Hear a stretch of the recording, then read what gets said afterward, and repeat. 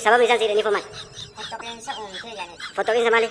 Anu mas bimta takut dia bayar di koditan. Ayo. Ada dia namanya.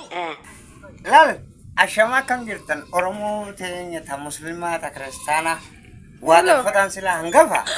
Ye, muka kadir martu yang kana wata kasinimu.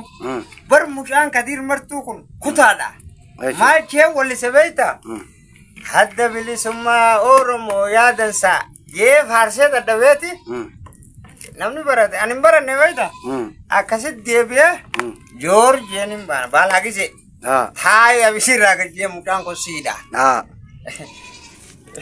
Akasit ajalu mat reges gitu tinggi. Ya cufte. Ajalu nggak cufte. Thai jenim ban. Me kadir mertu konalal. Aba onde kerabi gimana? Karasir dia kan dia kakam kan. Abang kadir mertu ga abau hai. Hati saya cikaisan aksoitura. Cikaisan dah. Kami sinjam. Nuti kara demada.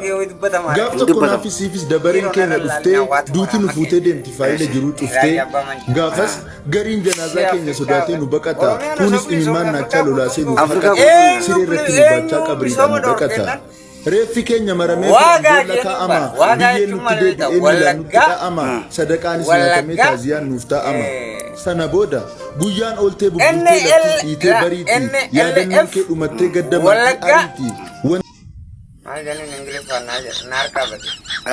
Inggris beli safar orang macam mana? Ati beli sebahasa orang gaya cuma itu. Ada beli bahasa. Inggris farana. Apa Inggris fat ini safar orang macam itu dia mana dia? Isin arkene gini mbak. Aya. Hiran dengan mana orang orang? Ailandi. La. Ini di sana. Lu kanis nih kira.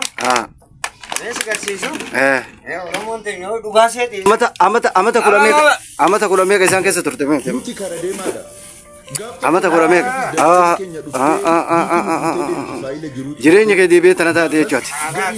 Umra.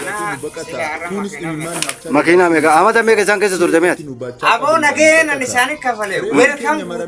Nage gutu kachira sudirra isani terga tur. Ati gafa sa sudirra khati. Sibe kan. Atama arrang ke kana te amata kula mega isan kesa turte me atam. Amata torba turte isan kesa. Amata torba kana sila jireenya ke gaggefatte sila nama makina bitatu biyara baatira itirete yadda. Amata sadi gutu isan kesatti sidani. Maalif sababni isan sidani fo maal.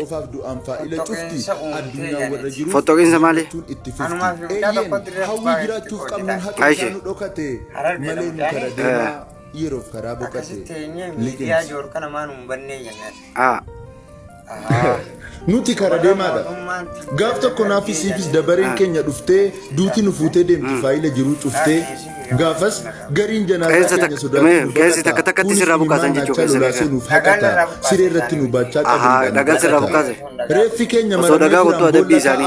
Biye nuti. Akka jani tiga apa sanati makensa fille wahodu turte jani sankesa. Sana boda.